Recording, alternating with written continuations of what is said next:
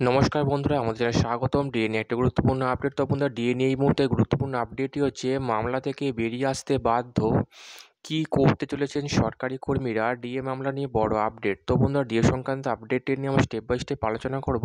তো অবশ্যই আপনারা ভিডিওটি স্কিপ না করে অবশ্যই পুরোটা দেখবেন। তো তার আগে বলে রাখি, যে সকল বন্ধুরা আমাদের চ্যানেলে নতুন, আমাদের চ্যানেলটি পাশে সাবস্ক্রাইব বাটন, সাবস্ক্রাইব করার পর পাশের যে বেল আইকন সেটি প্রেস করবেন, লেটেস্ট ভিডিও আপডেটগুলি সবার আগে পেয়ে যাবেন। দেখে নেব আজকে ডিএ সংক্রান্ত গুরুত্বপূর্ণ আপডেটটি। তারিখ পে তারিখ সব মিলিয়ে মোট ১৩ বার সুপ্রিম কোর্টে পিছিয়েছে ডিএ মামলার শুনানি। এরপর একবার ২০২৫ সালের ৭ই জানুয়ারি ডিএ মামলার শুনানি রয়েছে শীর্ষ আদালতে। এবারে কি শুনানি হবে নাকি ফের পাকাবে জট? এই প্রশ্ন এখন ঘুরপাক খাচ্ছে সরকারি কর্মীদের মনে। এরই মধ্যে বড় কথা দিলেন কনফেডারেশন অফ স্টেট গভর্নমেন্ট এমপ্লয়িজের সাধারণ সম্পাদক মলয় মুখোপাধ্যায়। এই বিষয়ে সম্প্রতি সন্ময় বন্দ্যোপাধ্যায়কে এক সাক্ষাৎকারে মলয়বাবু বলেন, যদি ৭ তারিখও ডিএ মামলার শুনানি পিছিয়ে যায় তাহলে প্রধান বিচারপতি সঞ্জীব খান্নাকে সরাসরি চিঠি দিতে চলেছেন তারা। তিনি বলেন, এখনও পর্যন্ত ১৩ বার পিছিয়েছে ডিএ মামলা। ৭ই জানুয়ারি এই মামলা হয় কিনা দেখি। আমরা এখন আর এই মামলাটি এগিয়ে নিয়ে আসার কথা বলিনি, কারণ ৭ই জানুয়ারি চলে এসেছে। এরপরই মলয়বাবু বলেন, যদি এবারও মামলা পিছিয়ে যায় তাহলে প্রধান বিচারপতি সঞ্জীব খান্নাকে আমরা চিঠি দেব। এর আগে প্রাক্তন প্রধান বিচারপতি ডিওয়াই চন্দ্রচূড়কেও ৩-৪টি চিঠি দেওয়া হয়েছিল। তিনি আরও বলেন, এর আগে মামলার শুনানির দিনগুলিতে বিমানে করে দিল্লি গিয়েছি, তবে এখন অর্থের অভাবের কারণে ট্রেনের টিকিট কাটা হয়েছে।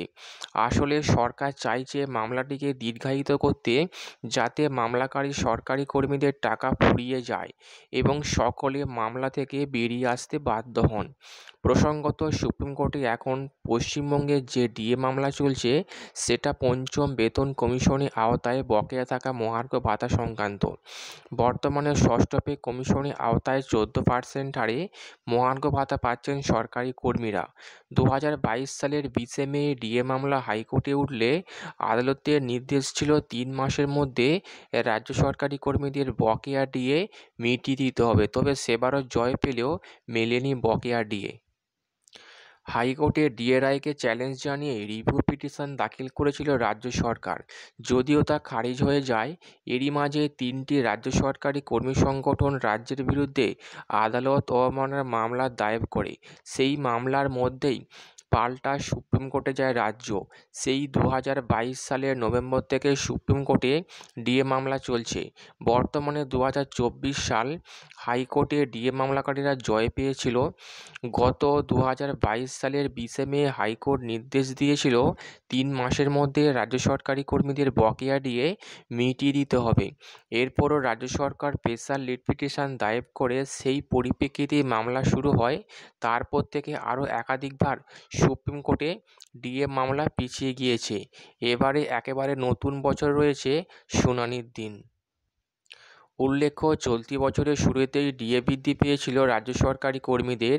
চলতি বছর দুবার ডিএ বৃদ্ধি করেছে রাজ্য। আগে 6% করে ডিএ পাচ্ছিলেন সরকারি কর্মীরা।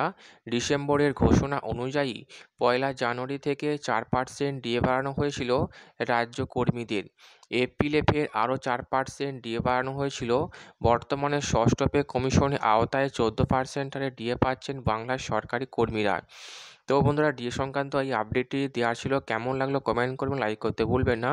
পরবর্তী আপডেট পাওয়ার জন্য আমাদের চ্যানেলটিকে সাবস্ক্রাইব করে রাখবেন। থ্যাংক ইউ বন্ধুরা ভিডিওটি দেখার জন্য।